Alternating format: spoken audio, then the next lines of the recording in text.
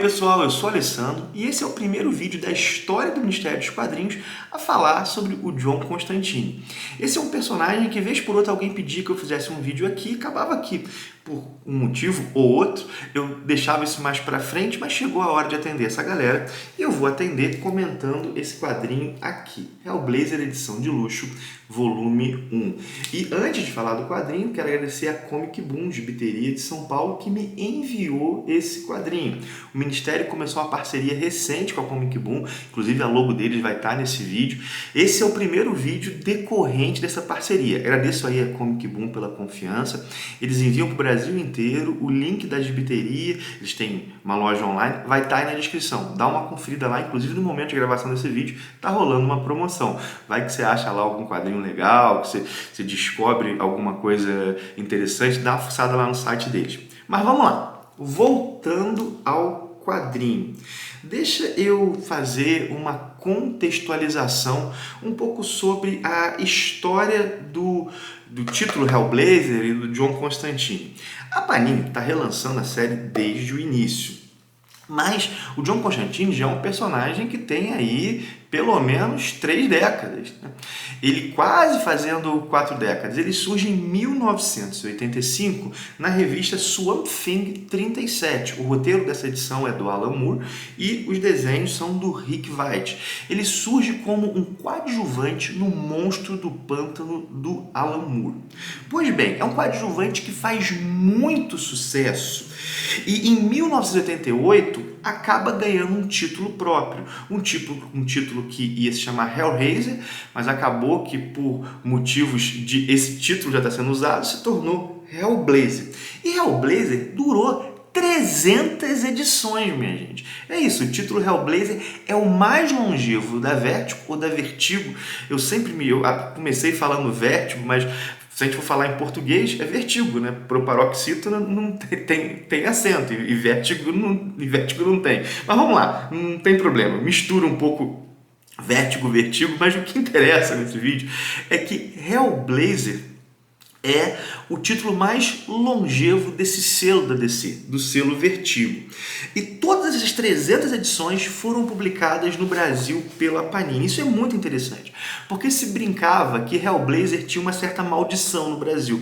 Começava a ser publicado por alguma editora, e foram algumas, acho que umas 7 ou 8 editoras que publicaram Hellblazer no Brasil, e nenhuma conseguia seguir, até a Panini, que publicou as 300 edições.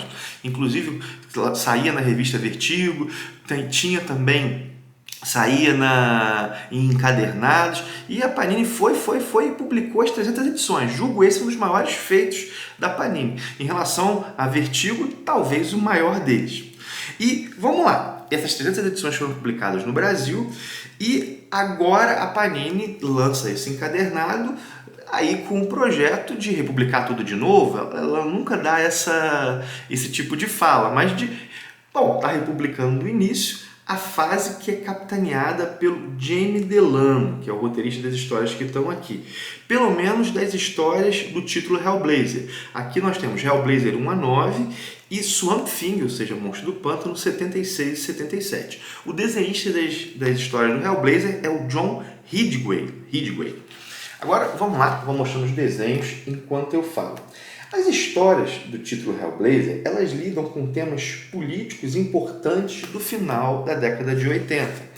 O Jamie Delano ambienta as histórias, grande parte na Inglaterra, embora o Constantine viaje para os Estados Unidos com certa frequência, também para outros lugares do mundo. Esse ambiente inglês é muito importante. E o que acontece? A partir desse ambiente inglês e dessa temática político-social do final da década de 80, o Jamie Delano ele vai criando tramas de terror.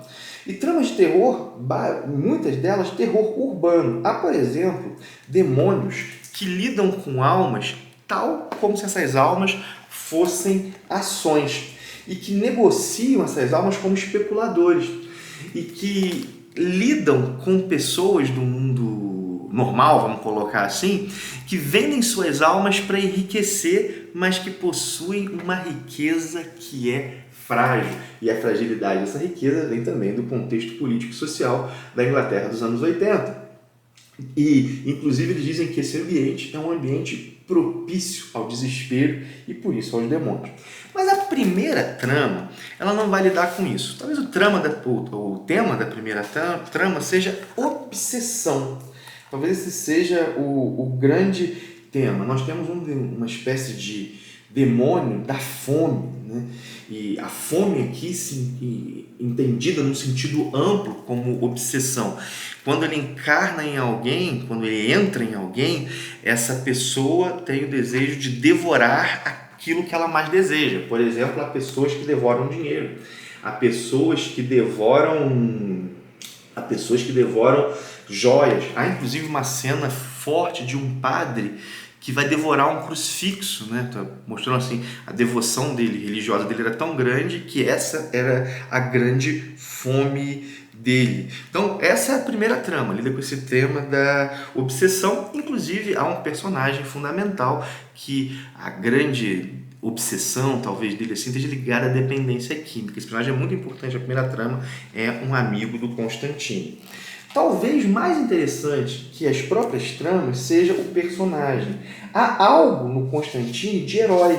Ele quer ajudar as pessoas.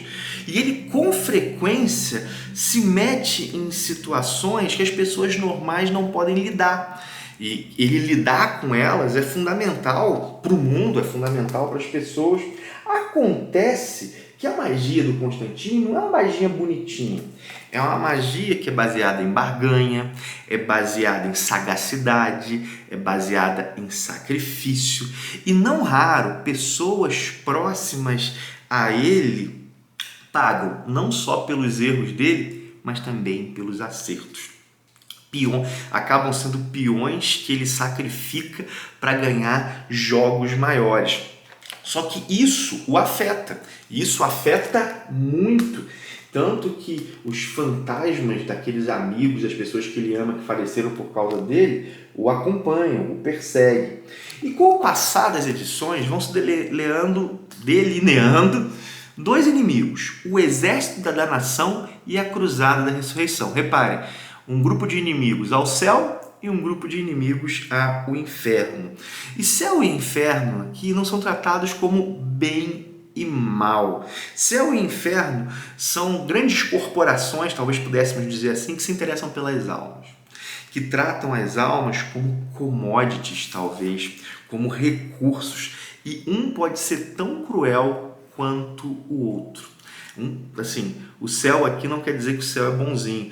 A cruzada da ressurreição comete atos de bastante crueldade. E os seres humanos são instrumentalizados. Eles são vistos, como eu disse, como recursos. E essa briga entre céu e inferno pode ser entendida como a briga entre dois sistemas. Essa é a ideia. Dois sistemas que não reconhecem a humanidade, na verdade, que não reconhecem a humanidade das pessoas, que, na verdade, enxerga essas pessoas como objeto de interesse para os seus próprios interesses, objeto como de recursos para os seus próprios interesses.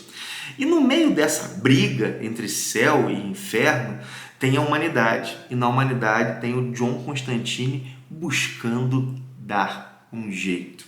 Só que, para dar esse jeito, ele com frequência tem que usar de flexibilidade moral. E ele paga um preço por isso. E mais, os outros também pagam um preço por isso. Nessas primeiras edições aqui, a gente vê que o Jamie Delano ainda está tateando. Isso é bem perceptível. Ele vai aos poucos construindo o cenário maior. E a série começa assim, né, com ele apresentando histórias mais curtas, apresentando elementos que ele vai construindo aos poucos. Inclusive, algumas dessas histórias curtas são muito interessantes. Há uma que envolve a Guerra do Vietnã e a Vietnamérica, né, como se as crueldades feitas no Vietnã se voltassem contra a própria América. É bem interessante essa história. E há um crossover com o Monstro do Pântano. Na verdade, é uma história história do Constantine que se passa no estilo do Monstro do Pântano, que o Monstro do Pântano vai usar o corpo do Constantine para poder gerar um herdeiro a essa história assim. Enfim, o Constantine é um personagem que virou um símbolo. Ele virou um símbolo da Vertigo, ó, tô falando Vertigo. É um personagem que virou um símbolo da Vertigo, mas é um personagem que virou um símbolo da própria invasão britânica nos quadrinhos dos Estados Unidos. A gente fala muito dessa invasão britânica, nesse momento ali da década de 80, que vieram Alan Moore, Neil Gaiman, Grant Morrison, James Delano, depois Garth Ennis, autores, muitos deles ligados a 2000 AD, a 2000 AD, que fizeram uma mudança grande, que balançaram esse cenário dos Estados Unidos de quadrinhos. E, ao meu ver, o Constantine é um símbolo disso, né? É um personagem britânico que tem certo cinismo, e a gente não dá para negar que essa invasão britânica lidou com super-heróis a partir de uma dose de cinismo.